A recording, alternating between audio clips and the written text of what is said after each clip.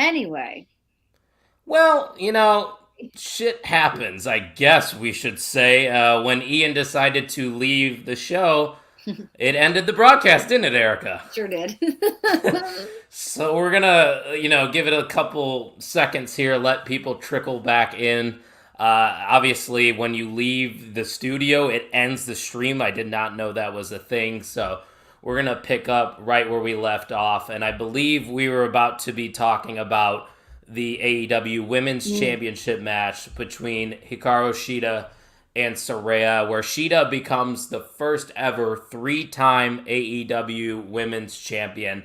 And I know I've said this before, Erica, I'm not a Shida fan, but can we please stop playing hot potato with the AEW Women's title? I feel like it has no credibility right now. I don't get, yeah, I don't know. I don't know. I don't understand it, but I also wasn't stoked having Saraya as champ. I just felt like she wasn't championship material. Like I saw somebody say, they felt that her title was something that Tony promised, but had no interest in booking. So she got the big hometown pop over in Wembley. She's back here. She was a shit champion. I hate how involved she is online. She just seems like, yeah, you're getting them again, Paige. Getting them tomatoes. She just seems rotten, like as a person. That's like the nicest way I could say it. So I was happy to see her done with it. Probably she'll never get it again. But I also was thinking, did they put it on Shida because of who they would like to put it on next? Like, is Shida transitional champion because they'd rather see, just say, Shida versus Britt, or Shida versus Mercedes, or Shida versus Jamie, whomever, over Paige? Like, yeah, like, Yeah, no, that makes a lot of sense. I really didn't think about it, but on the other hand, I do feel like, and you don't owe anybody anything in professional wrestling, but I feel like Tony probably feels like he owes Shida a better run. Agreed. Because her last run was bad. She was the COVID champion, and I think that was a decent reign, wasn't it? Her first reign. Yeah. It was lengthy, yeah. So then again, why are we complaining then? She's the first ever 3-time women's champion. Isn't Correct. that enough? Yeah, it's obviously somebody that Tony knows he can count on and rely on. So I mean that counts for whatever it is worth. But Kine said first again. He was not first because Ryan Vogus commented he could have left the stream dead with this. Vogus, the number one Shida hater, that's why he's commenting that. Kine said that the German suplex on the apron looked so dodgy too. I didn't really watch any of this match, Erica. Was it at least decent? I think I got up and got a drink during this match.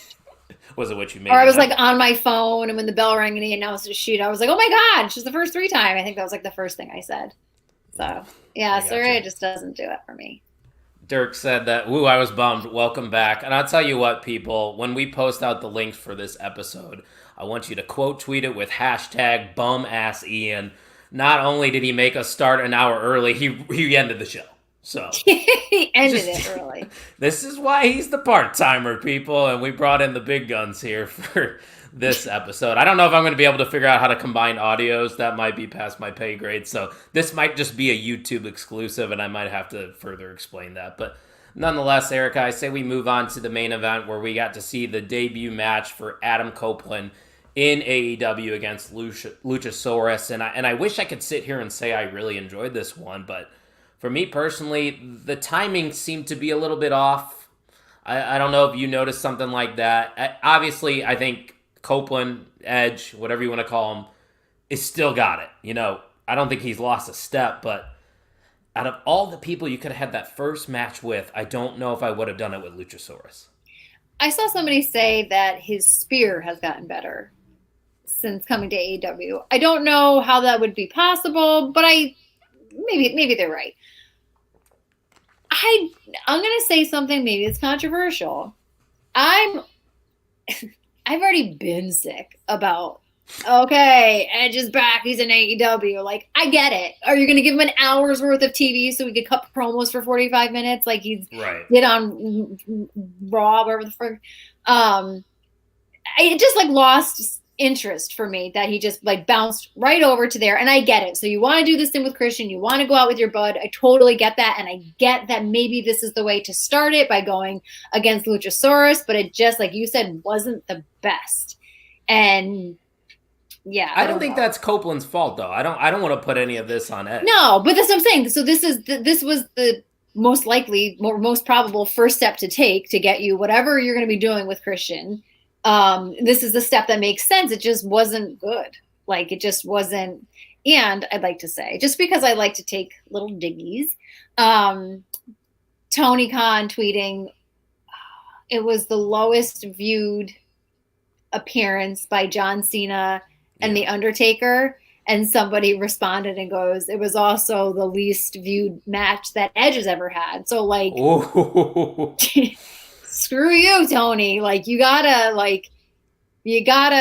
I don't know. He needs to reel it in. Like Bogus said, I mean, he's kind of just like on my list. Like, sometimes it's funny when he's like a bit unhinged, but it's like, you're just like sour grapes. Like, he's taking his ball. Well, he's going home.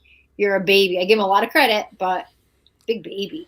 I think someone said it. He's like, I like AEW. I just don't like who runs the show. And same could be said for WWE. If you like WWE, but you didn't like Vince McMahon, totally okay. Yeah. But that's a good way to put it. If you don't like Triple H, then I think you're weird, because who doesn't like Triple H? That's a very good question. I don't think I could sit here and say anything bad about it. Did you see him tweet bald asshole? Yeah, fuck you, Tony. Yeah. Insensitive. I had a little hair going on up there. There's just a little bit, not too much. Kind of talking about the Shida Saraya match. He watched some highlights and it low key looked decent. I'll tell you what, it might have been, but I probably won't rewatch it. And he also said that Tony's been crying on Twitter like a 10-year-old man. Yeah, crazy. It's not a good look for the face of. I guess we can call him the face of AEW, right? One of. Yeah. Very odd.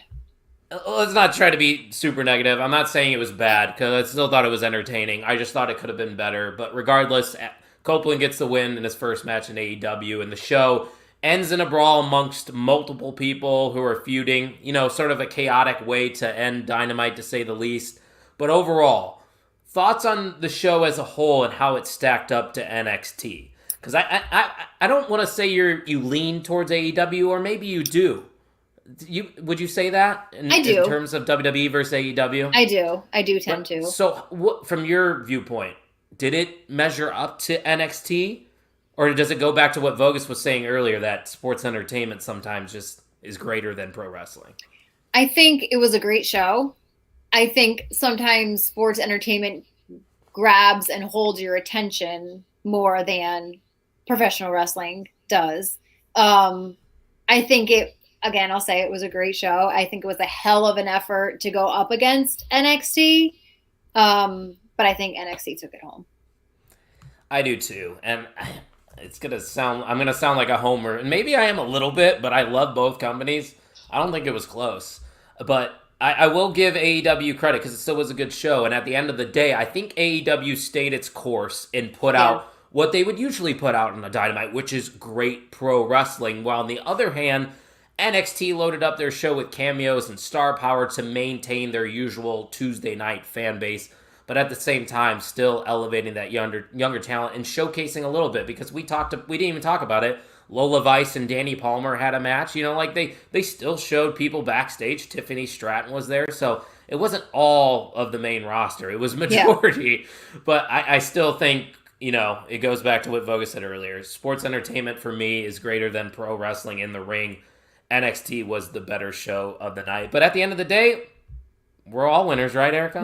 We are. Everybody won. If you have anything to complain about after this, there's something for everybody. And if you had something to complain about, I don't think you're ever going to be happy. So I don't want to ever do it again. I hate the 2 screens thing. That was tough. I feel like I caught a lot, but I feel like I missed a lot. You missed some, it was tough. Yeah.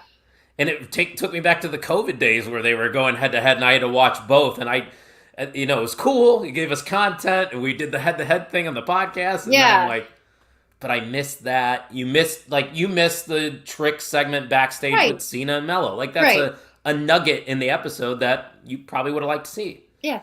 And like vice versa, timeless Tony Storm. I didn't get to see any of that because I ain't Right. watching picture in picture. Correct. You know? Yeah. Especially when Cena's on the other picture. So it's just, yeah, it was a lot. We did it. We earned it. We deserved all of that, and we worked for it. Exactly. So one more comment here from Kine before we announce the MVM. He said, I know CM Punk likes Triple H, but I know Phil Brooks doesn't like Paul Levesque. I don't know if that it's spelled right. I think you did spell it right. But, touche for the effort. It looks like Kine's already conceding, though, as we're about to announce the MVM. He said, good game, Ryan. Well done on the OTM. I think he meant the MVM. And he had a feeling. Kine had a feeling that he might be losing his most valuable mark title. And Kine was correct, because sometimes it's about quality over quantity. And we're going back to the OG day one-ish. And new MVM of OTM, Ryan Vogus, your tag team partner. Yes, I guess now has 2 belts, huh? I'm conflicted on how to react. That's the king. You're the queen. I guess, but he always freaking wins. Oh, he does not always win. No, I know, but you know. Maybe the episodes that you're on. Maybe it's just a coincidence that he just brings the heat whenever you're on the episode. But, even though Ian ruined the podcast a little bit, I think we're going to be able to figure it all out. There definitely is going to be 2 separate videos on our YouTube channel. So if you're watching the second one, you know what happened. I already said it. But Erica, you got any final thoughts? Obviously, a very fun week. We didn't even get to talk about Fastlane because so much stuff happened on Tuesday. That was a solid show. But, good time to be a wrestling fan, as Tucky would say, right? That's damn sure we win. That's it. And Dirk Vogus celebrating his son's win with a woo! Speaking of woo, you see Ric Flair wants another match? I thought, I was hoping that was just like, what's the word? Like satire. I was there for his last match. I swear he almost died 3 times. That was bad. I came home from, I think I was on that snowboarding trip, and we're like, I gotta get home. Or no, that was in July, wasn't it? Yeah, it was in the summer. Or like August or something. Right. Yeah. I was come home from, I think, Vermont, and I was like, I gotta get home. I gotta watch this. And I was like, oh, we're faking heart attacks. Yeah. Like, you were done then. You didn't even need that match, but okay. Rick, you're a legend, man. I know you're not going to be watching this, but please, no, don't do it. Charlotte, come get your man. Come get your dad. People thought it was going to be Charlotte on the show because I put out the queen emoji. I mean, you're equal to Charlotte, I'm just right? brunette. That's just the only difference. Brunette Charlotte? Mm-hmm. Charlotte Arini? And I have a better moonsault, yeah. Oh, I would pay to see that. Maybe we'll put that on the Patreon. Who knows? Yeah. But, it was a fun episode amongst the chaos. But thank you all for tuning in live, and thank you all for listening at a later time. And thank you for listening to the On the Mark Wrestling Podcast.